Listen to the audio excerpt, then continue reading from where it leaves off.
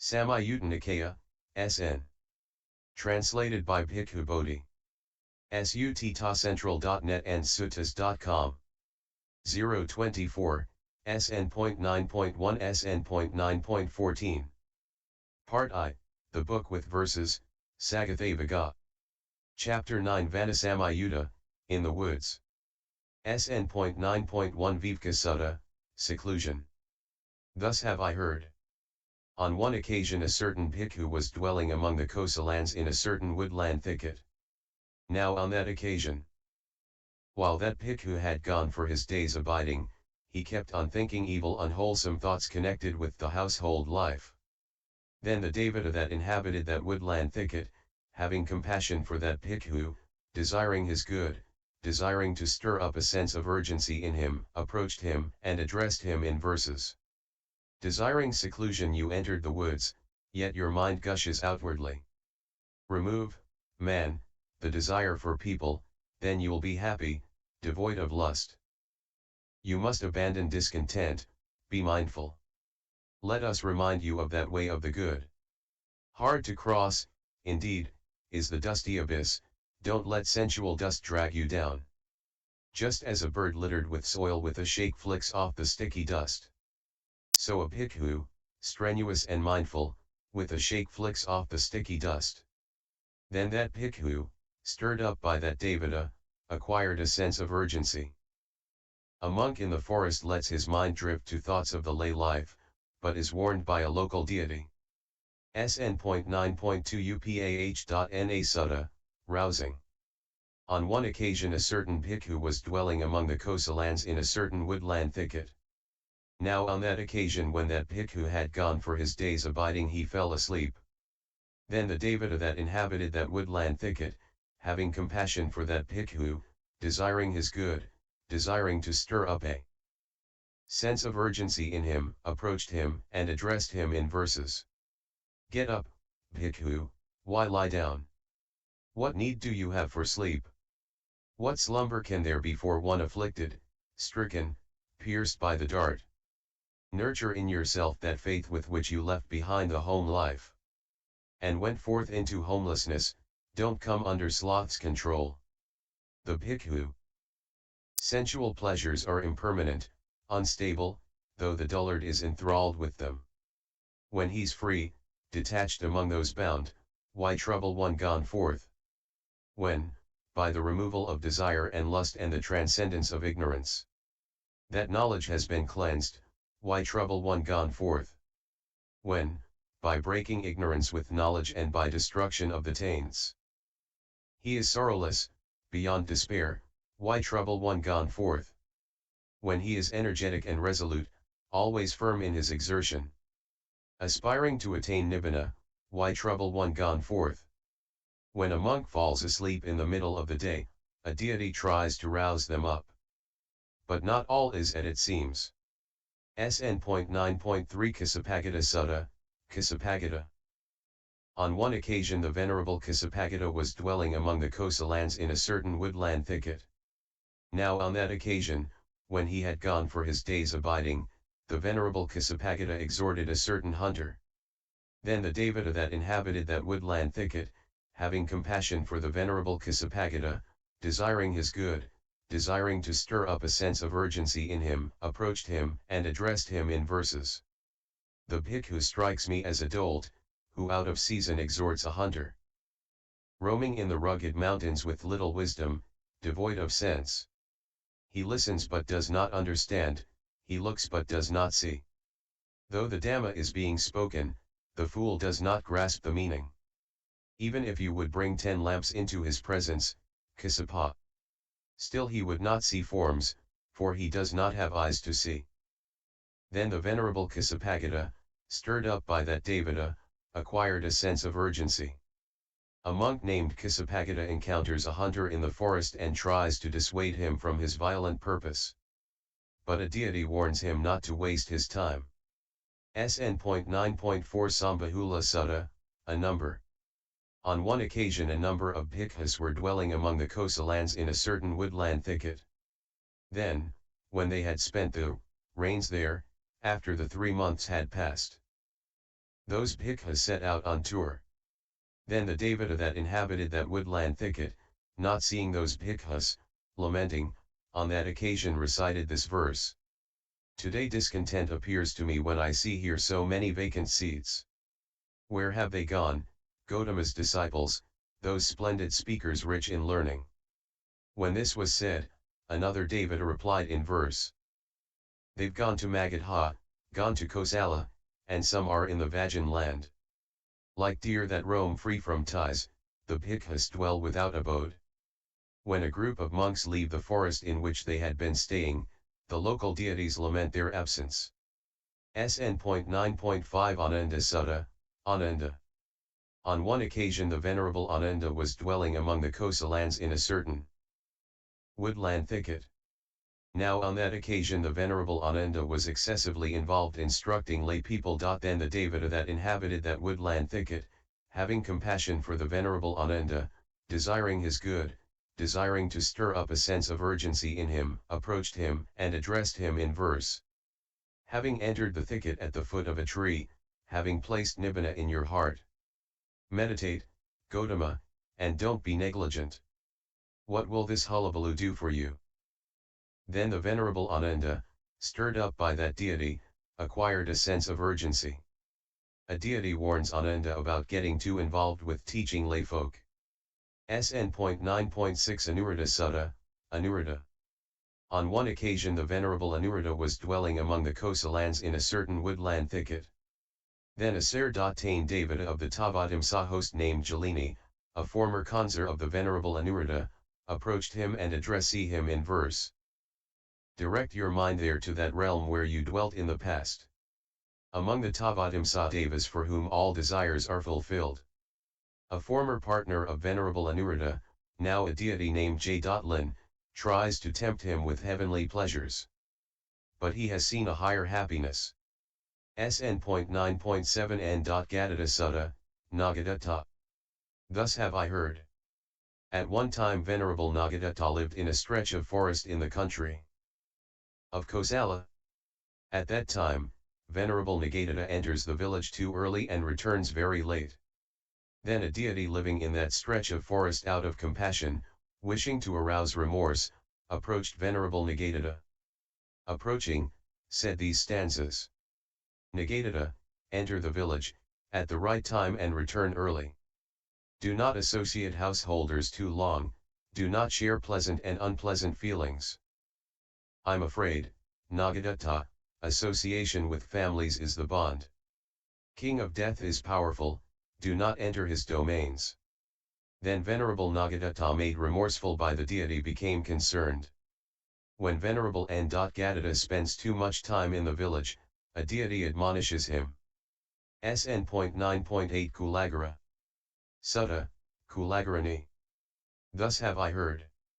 At one time a certain bhikkhu lived in a stretch of forest in the country of Kosala. At that time, that bhikkhu spent a lot of his time going a certain family. Then a deity living in that stretch of forest out of compassion, wishing to arouse remorse, disguised herself to look like the woman of that ill-famous house and approached that bhikkhu. Approaching, said these stanzas to that bhikkhu. All night you think of the river bank. People say, why is he going up and down the bank of the river? There are many impedimental sounds that should be endured by the ascetic. By those sounds you should not be bewildered or wearied. Wild animals in the forest tremble because of sounds. Ignore those sounds, they do not come to your sphere.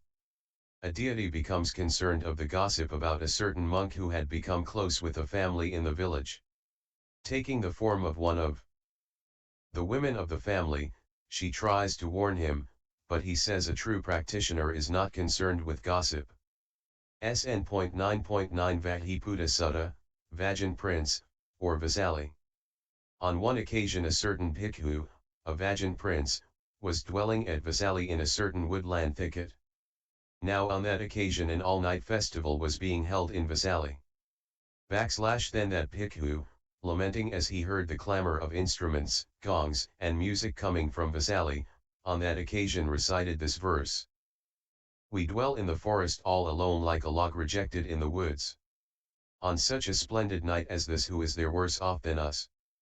Then the devata that inhabited that woodland thicket, having compassion for that bhikkhu, desiring his good, desiring to stir up a sense of urgency in him, approached him and addressed him in verse. As you dwell in the forest all alone like a log rejected in the woods. Many are those who envy you, as hell beings envy those going to heaven. Then that bhikkhu, stirred up by that devata, acquired a sense of urgency. Hearing the sounds of a city festival, a monk feels lonely in the forest. A deity comes to give them solace and support. SN.9.1-SN.9.1 reciting. On one occasion a certain bhikkhu was dwelling among the Kosalans in a certain woodland thicket. Now on that occasion that bhikkhu had been excessively engrossed in recitation, but on a later occasion he passed the time living at ease and keeping silent. Then the devata that inhabited that woodland thicket, no longer hearing that bhikkhu recite the Dhamma, approached him and addressed him in verse. Bhikkhu, why don't you recite Dhammastanzas? Living in communion with other bhikkhus? Hearing the Dhamma, one gains confidence, in this very life the reciter gains praise. The bhikkhu. In the past I was fond of Dhammastanzas so long as I had not achieved dispassion. But from the time I achieved dispassion I dwell in what the good men call the laying down by final knowledge of whatever is seen, heard, or sensed. When a monk gives up their habit of reciting the texts, a deity questions them. But it seems he has now found peace. SN.9.1 Akusalavitaka Sutta, unwholesome thoughts. On one occasion a certain bhikkhu was dwelling among the Kosalans in a certain woodland thicket. Now on that occasion, when that bhikkhu had gone for the day's abiding, he kept on thinking evil unwholesome thoughts, that is, thoughts of sensuality, ill will, and harming. Then the devata that inhabited that woodland thicket, having compassion for that bhikkhu, desiring his good, desiring to stir up a sense of urgency in him, approached him and addressed him in verses. Because of attending carelessly, you, sir, are eaten by your thoughts. Having relinquished the careless way, you should reflect carefully. By basing your thoughts on the teacher, on Dhamma, Sangha, and your own virtues, you will surely attain to gladness, and rapture, and happiness as well. Then when you are suffused with gladness, you'll make an end to suffering. Then that bhikkhu, stirred up by that devata, acquired a sense of urgency. A monk plagued by bad thoughts is encouraged by a deity. SN.9.12 Mahyahanhika Sutta, noon. On one occasion a certain bhikkhu was dwelling among the Kosalans in a certain woodland thicket. Then the devata that inhabited that woodland thicket approached that bhikkhu and recited this verse in his presence. When the noon hour sets in and the birds have settled down, the mighty forest itself murmurs, how fearful that appears to me. The bhikkhu. When the noon hour sets in and the birds have settled down, the mighty forest itself murmurs, how delightful that appears to me. A deity speaks of the fearfulness of the murmuring forest. But to a monk it seems delightful. SN.9.13 Pakadindriya Sutta, loose in sense faculties. On one occasion a number of bhikkhus were dwelling among the Kosalans in a certain woodland thicket. They were restless, puffed up, personally vain, rough-tongued, rambling in their talk, muddle-minded, without clear comprehension, unconcentrated, scatter-brained, loose in their sense faculties. Then the devata that inhabited that woodland thicket, having compassion for those bhikkhus, desiring their good, desiring to stir up a sense of urgency in them, approached them and addressed them with verses. In the past the bhikkhus lived happily, the disciples of Gautama. Without wishes they sought their alms, without wishes they used their lodgings. Having known the world's impermanence, they made an end to suffering. But now like headmen in a village they make themselves hard to maintain. They eat and then lie down, infatuated in others' homes. Having reverently saluted the Sangha, I here speak only about some. They are rejected, without protector, become just like the dead. My statement is made with reference to those who dwell in negligence. As for those who dwell in diligence, to them I humbly pay homage. Then those bhikkhus, stirred up by that devata, acquired a sense of urgency. A group of monks in the forest had fallen into bad ways, becoming conceited and confused. A deity came to admonish them, making clear that they were only speaking of the badly behaved, not all monks. SN.9.14 Gundhathina Sutta, the thief of scent. On one occasion a certain bhikkhu was dwelling among the Kosalans in a certain woodland thicket. Now on that occasion, when he had returned from his alms round, after his meal that bhikkhu used to descend into a pond and sniff a red lotus. Then the devata that inhabited that woodland thicket, having compassion for that bhikkhu, desiring his good, desiring to stir up a sense of urgency in him, approached him and addressed him in verse. When you sniff this lotus flower, an item that has not been given, this is one factor of theft. You, dear sir, are a thief of scent. The bhikkhu: I do not take, I do not damage, I sniff the lotus from afar. So for what reason do you say that I am a thief of scent? One who digs up the lotus stalks, one who damages the flowers. One of such rough behavior, why is he not spoken to? The devata: when a person is rough and fierce, badly soiled like a nursing cloth, I have nothing to say to him, but it's to you that I ought to speak.